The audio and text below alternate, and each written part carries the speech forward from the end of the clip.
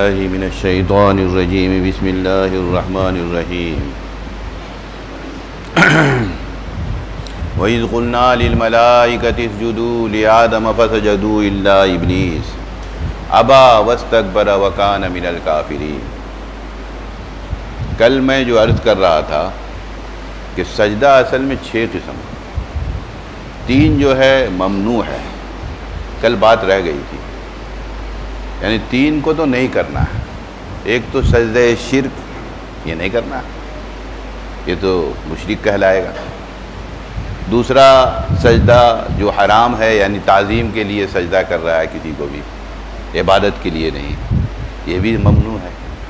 تیسرا جو شریعت میں ثابت نہیں ہے، وہ نیا ایجاد کر کے سجدہ کر رہا ہے، وہ بھی ممنوع ہے، اس سے بھی بچنا چاہیے۔ اور 3 سجدے ایسے ہیں جو کرنے کے ہیں۔ ایک تو ابھی نماز میں ہم پڑھیں، وہ فرض ہے سجدہ، یہ نہیں کریں گے تو نماز ہی نہیں ہوگی، بغیر سجدے کے نماز نہیں ہوتی ہے۔ پھر اگر نماز میں کوئی غلطی ہو جائے جس سے سجدہ سہو واجب ہو جاتا ہے تو وہاں پر سجدہ کرنا واجب ہے۔ اسی طرح ایک سجدہ اور ہے جو سجدہ تلاوت ہے۔ پورے قرآن میں جو سجدے ہیں 14 سجدے، ان سجدوں کو بھی کرنا واجب ہے، چاہے آپ نماز کے باہر میں آیت سجدہ پڑھے ہوں تو سجدہ تلاوت کرنی ہے، نماز میں پڑھے ہوں تو سجدہ تلاوت کرنی ہے۔ اور ایک سجدہ جو ہے مستحب ہے، جس کا کل میں تذکرہ کیا تھا، سجدہ شکر جو مستحب ہے۔ اس کے بعد میں اللہ نے فرشتوں کو حکم دیا، صاف ہے اس میں، وَإِذْ قَالَ رَبُّكَ لِلْمَلَائِكَةِ، فرشتوں کو حکم دیا، اور سب فرشتوں نے سجدہ کیا ہے، ابلیس نہیں کیا۔ ابلیس جو ہے حالانکہ وہ فرشتوں میں سے نہیں ہے، وہ تو آگ سے پیدا کیا ہوا ہے۔ آپ سن چکے ہیں پہلے ایک سورہ کہف میں، کان من الجن ففسق عن امر ربہ، کہ ابلیس جو ہے وہ جنوں میں سے تھا، اس نے اللہ کے حکموں کی نافرمانی کی، اس لیے اس کو نکال دیا گیا۔ تو پھر فرشتوں میں کیسے آیا؟ پھر فرشتوں کا وہ سردار بن گیا، اس کا خطاب ہو گیا طاؤس الملائکہ، فرشتوں کی تاج ہے وہ۔ اس کی وجہ یہ ہے کہ اس میں 4 باتیں ایسی تھی، 4 عین تھا۔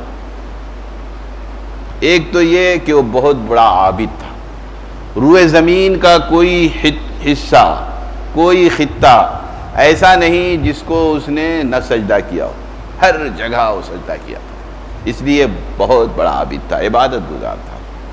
اور عاقل بھی تھا۔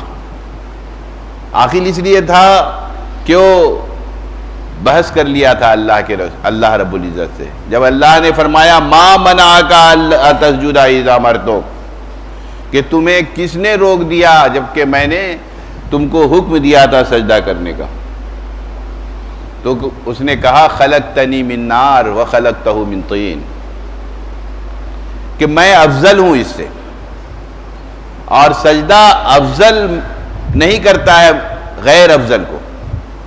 اب مٹی تو غیر افضل ہے، اس لیے کہ مٹی کو جتنا بھی اوپر اچھال دیجئے وہ نیچے ہی آئے گی، اور آگ کو جتنا بھی نیچے کر لیجئے اس کی لو اوپر ہی جائے گی، اب کر کے دیکھ لیجئے۔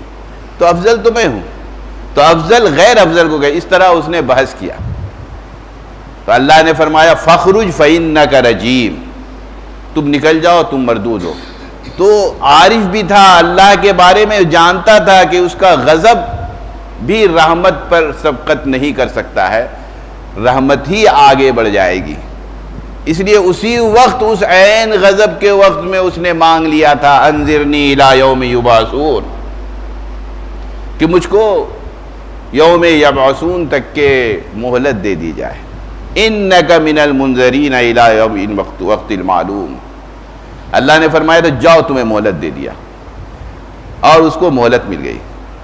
پھر دنیا میں آیا تو عالم بھی تھا، اتنا بڑا عالم تھا کہ امام رازی جس نے تفسیر کبیر لکھی ہے، سینکڑوں جلدوں میں ہے وہ کتاب، جتنی کتابیں تفسیر کی ہیں سب اسی سے نقل ہے، بہت بڑا منطق اور فلسفہ کا عالم تھا۔ 99 دلیل حجت اس کے پاس تھی اللہ کی وحدانیت کی، جب وہ کی موت قریب آئی تو شیطان آیا بہکانے، مرنے ٹائم میں شیطان آتا ہے بہکانے، اللہ سب کو ایمان سے بچائے۔ تو اس نے کہا کہ اللہ کی وحدانیت کی کیا دلیل ہے؟ تو حضرت نے ایک دلیل پیش کر دی، تو اس نے توڑ دیا، اس کا علم اتنا تھا کہ توڑ دیا اس کو۔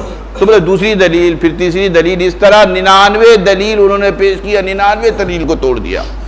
قریب تھا کہ وہ کافر ہو کے مرتے، اللہ نے کرم فرمایا اور لوگوں کے ساتھ، اچھے لوگوں کے ساتھ، اہل اللہ کے ساتھ تعلق ہونے کی وجہ سے ان کے دل میں آیا کہ کہہ دو کہ ہم اللہ کو بلا دلیل ایک مانتے ہیں، کیوں اللہ بدیع ہے، دو نہیں ہو سکتے ہیں اللہ، تو دنیا کا نظام ہی نہیں چلے گا، اس لیے اس میں دلیل کی کوئی ضرورت ہی نہیں ہے، بلا دلیل ہم مانتے ہیں۔ 4 عین اس میں تھا، عالم بھی تھا، عارف بھی تھا، عاقل بھی تھا، عابد بھی تھا۔ اگر ایک اور چیز ہوتی اس میں تو گمراہ نہیں ہوتا، وہ عاشق نہیں تھا، اس میں عشق نہیں تھا، اللہ کی محبت نہیں تھی، اس لیے وہ گمراہ ہو گیا اور قیامت تک کے لیے وہ زندہ رہے گا۔ حالانکہ انسان بھی پیدا ہوتے ہیں، مر جاتے ہیں، اپنی جگہ چلے جاتے ہیں، جنات بھی پیدا ہوتے ہیں اور مرتے ہیں، توالد و تناسل کا سلسلہ ان میں بھی چلتا ہے، اور وہ یہ نہیں رہتے ہیں۔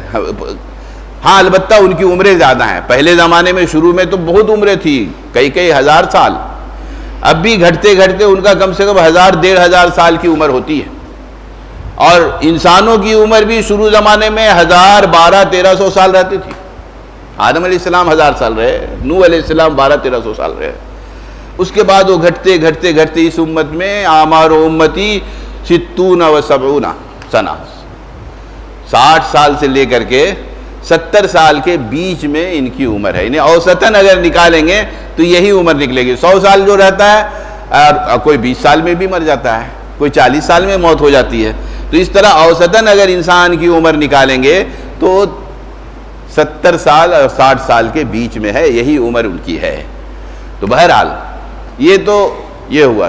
اب دوسری بات یہ مجھ کو عرض کرنی ہے کہ ابلیس تو اس کا نام تھا اور عزازیل بھی نام تھا، اور اس کو گمراہی اور ہمیشہ ہمیش کے لیے لعنت جو بھیجی گئی اس لیے کہ اس میں تکبر تھا، اسی لیے فارسی کا شعر ہے، تکبر عزازیل را خار کرد، بزندان لعنت گرفتار کرد۔ عزازیل یعنی اس کا اصلی نام عزازیل تھا، اس نے تکبر کیا۔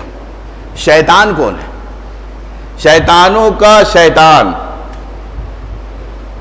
یعنی سب کا گرو گھنٹال، یہی عزازیل ہے، ابلیس ہے، لیکن اس کے چیلے چاٹے بہت ہیں، اور چیلے چاٹے جو ہیں وہ بھی شیطان ہیں، اور یہ شیطان جو ہیں انسانوں میں بھی ہے اور جناتوں میں بھی ہے۔ قرآن میں ہے وَكَذَلِكَ جَعَلْنَا لِكُلِّ نَبِيٍّ عَدُوًّا شَيَاطِينَ الْإِنسِ وَالْجِنِّ يُوحِي بَعْضُهُمْ إِلَىٰ بَعْضٍ زُخْرُفَ الْقَوْلِ، یہ 8ویں پارہ کے شروعی صفحے میں ہے کہ اللہ نے ہر نبی کا دشمن پیدا کیا، وہ شیطان ہے، انسانوں میں سے بھی اور جناتوں میں سے۔ یہ انسان جو نافرمان ہے، کھلم کھلا اللہ کے حکموں کو نہیں مانتے ہیں، کافر ہے، یہ جو ہیں یہ شیطان انسان میں بھی ہے، اور یہ شیطان جناتوں میں بھی ہے، جو جناتوں کو بہکاتے ہیں، اور یہ شیطان انسانوں کو بھی بہکاتے ہیں، اور شیطان جنات بھی انسان کو بہکاتا ہے۔ یوسوس فی صدور الناس من الجنۃ والناس، آخری سورہ، آخری آیت ایک دم ہے کہ وسوسہ ڈالتا ہے طرح طرح کا۔ کون ڈالتا ہے؟ انسان اور جنات کے شیطان۔ انسان میں بھی شیطان ہوتے ہیں، گویا کہ شیطان اس کے بھی ہوتے ہیں، وہ بھی شیطان ہے، لیکن شیطان کے معنی اصل ہے سرکش، نافرمان، اس کے معنی آتے ہیں اس کا۔ تو یہ نافرمان ہوتے ہیں، گناہگار ہوتے ہیں، خطاکار ہوتے ہیں، اور اللہ کی کھلم کھلا انکار نافرمانی کرتے ہیں، یہی کافر لوگ ہیں۔ اس میں جو ابھی آیت میں نے تلاوت کی ہے، اس کو کل بھی کیا تھا، اس میں اور اس سے پہلے والی آیت میں سب سے پہلے آیا وَإِذْ قُلْنَا، اس سے پہلے بھی میں نے عرض کیا تھا کہ اذ کا لفظ جو ہے یہ ظرف زمان ہے، اس سے پہلے وَاذْكُرُوا پوشیدہ ہوتا ہے، یعنی اس کے معنی یہ ہیں کہ اس کے بعد جو واقعہ پیش کیا جاتا ہے وہ قابل ذکر ہوتا ہے اور یاد کرنے کے لائق ہوتا ہے، بہت اہم و محترم بشان ہوتا ہے۔ اس لیے کہیں گے یاد کرو اس دن کو جبکہ ہم نے فرشتوں سے کہا سجدہ کرو، تو سب نے سجدہ کیا سوائے ابلیس کے۔ ابلیس نے سجدہ نہیں کیا، انکار کیا اور تکبر کیا اور کافروں میں سے تھا۔ اس کے بعد آدم علیہ السلام اور حوا دونوں کو دنیا ہی میں بنائے تھے، لیکن یہ دنیا جو ہے ہمیشہ رہنے کی جگہ نہیں ہے، اس لیے اللہ تعالیٰ نے فرمایا کہ چلو تم اپنا وطن اصلی دیکھ لو جہاں تمہیں ہمیشہ رہنا ہے، اور وہ وطن اصلی جنت ہے، وہاں لے گئے تھے۔ اس کے بعد میں مقدر میں جو تھا وہ سب جانتے ہیں آپ، وہ آگے آ رہا ہے تذکرہ، انشاءاللہ ہم لوگ سنیں گے کل نہیں پرسوں۔ دعا کیجئے اللہ رب العزت ہم لوگوں کو قرآن سمجھنے اور اس پر عمل کرنے کی توفیق عنایت فرمائے۔ الحمدللہ الذی ہدانا لہذا وما کنا لنہتدی لولا ان ہدانا اللہ واکمل لنا دیننا واتم علینا نعمتہ ورضی لنا دینا رضیت باللہ ربا وبالاسلام دینا وبمحمد صلی اللہ علیہ وسلم رسولا ربنا لا تزغ قلوبنا بعد اذ ہدیتنا وہب لنا من لدنک رحمہ انک انت الوہاب سبحان ربک رب العزت عما یصفون وسلام علی المرسلین والحمد للہ رب العالمین۔